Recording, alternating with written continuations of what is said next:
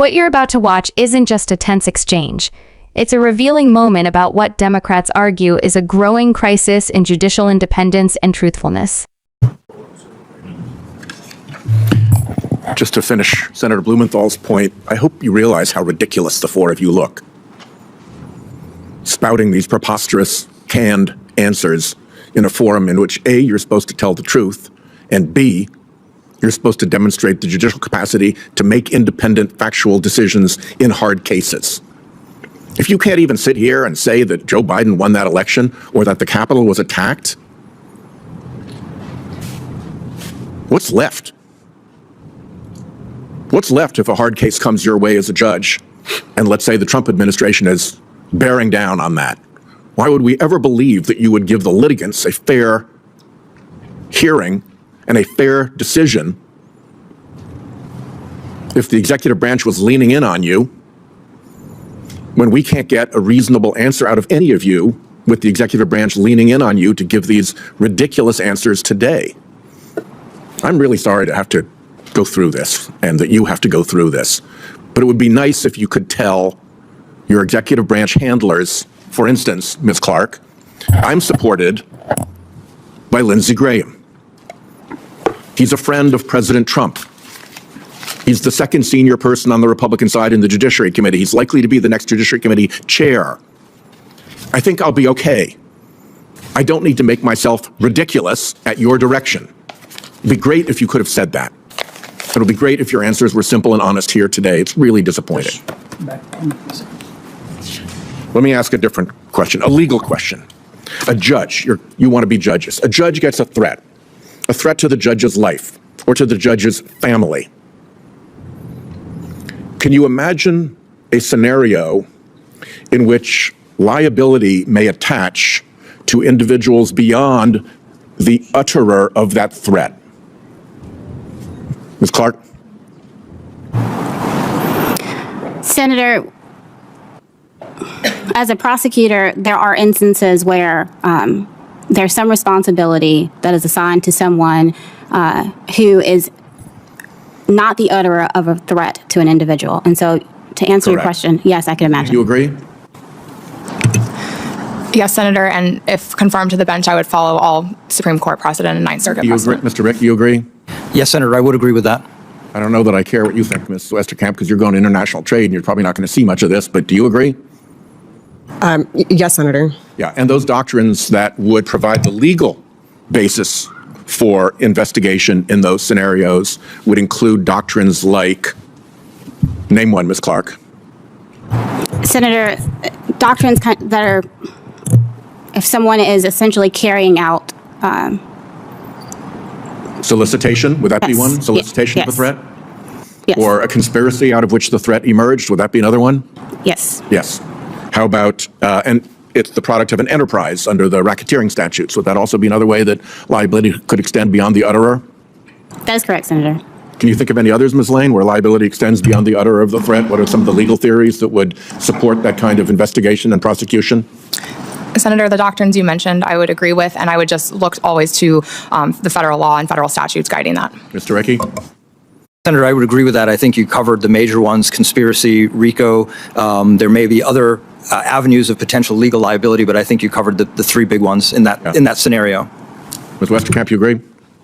Senator, I'm not aware if there are any more. With my practice before the Court of International Trade and Court of Federal Claims, it doesn't touch on criminal law. So here's why I asked you these questions. I asked you these questions because right now federal judges are under the worst shadow of physical threat in my lifetime and perhaps in the history of this country.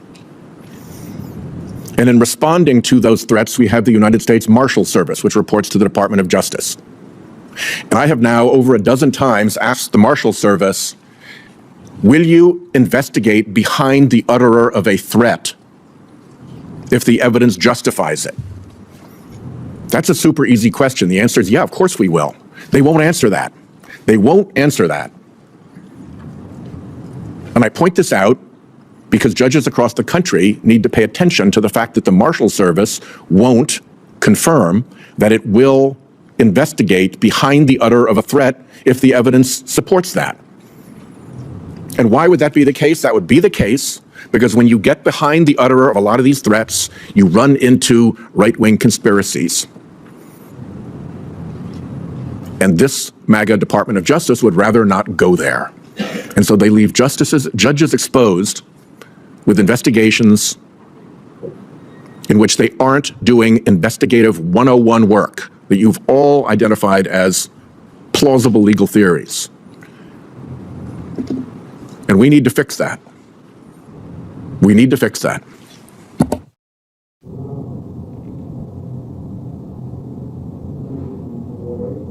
Here, Senator Sheldon Whitehouse reaches a breaking point after multiple judicial nominees refuse to give clear, factual answers to basic questions, like who won the 2020 election or whether the Capitol was attacked on January 6th.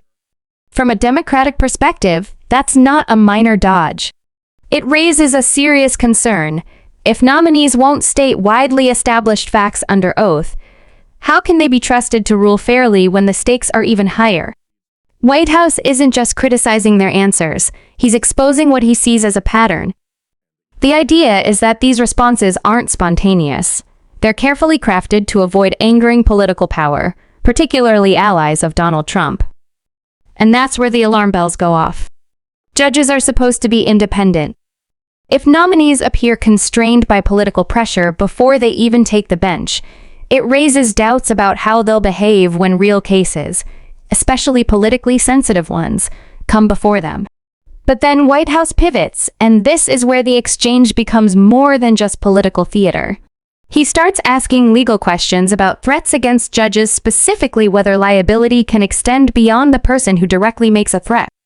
The nominees suddenly become clear and confident, citing legal doctrines like conspiracy and racketeering. That contrast is the point. They can articulate complex legal theories but hesitate on basic truths. Why does that matter? Because, as Whitehouse explains, threats against judges are rising, and the response from institutions like the U.S. Marshals Service under the Department of Justice has been, in his view, incomplete.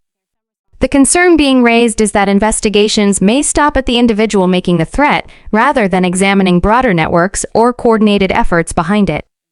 And if that's happening, it could leave judges vulnerable at a time when political tensions are already high. The deeper takeaway here is about accountability and courage in public service. This moment highlights a fundamental question Democrats are pressing. Should judicial nominees prioritize political safety? Or should they demonstrate independence, even when it's uncomfortable? Watch how this unfolds, and consider what it says about the standards we expect from those who will hold lifetime power over the law. If you want more breakdowns that go beyond the headlines and help you understand what's really at stake in these moments, stay engaged and follow along.